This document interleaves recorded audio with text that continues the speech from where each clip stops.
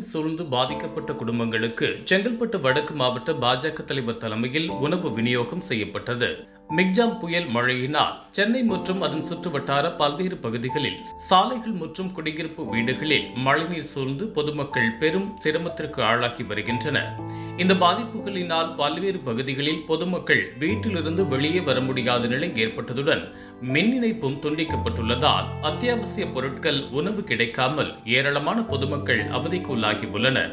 இந்த சூழ்நிலையில் பாதிக்கப்பட்ட பொதுமக்களுக்கு சேவா பாரதி அமைப்பு சார்பில் குரோம்பேட்டை பகுதியில் உள்ள தனியார் பள்ளியில் உணவு தயார் செய்யும் பணிகள் நடைபெற்று வருகிறது. இவ்வாறு தயார் செய்யப்பட்ட உணவுகளை செங்கல்பட்டு வடக்கு மாவட்ட பாஜக தலைவர் செம்பாக்கம் வேதசுப்பிரமணியன் தலைமையில் பாஜகவினர் ராஜ கீழ்ப்பாக்கம் பகுதியில் பாதிக்கப்பட்ட 2000க்கும் மேற்பட்ட பொதுமக்களுக்கு வழங்கினார். அதோடு தாம்பரம், பல்லாவரம் தொகுதிகளில் மழையினால் பாதிக்கப்பட்டு உணவுகள் கிடைக்காமல் தவித்து வரும் ஆயிரக்கணக்கான குடும்பங்களுக்கு தொடர்ந்து அவர்கள் உணவுகளை வழங்கி வருகின்றனர்.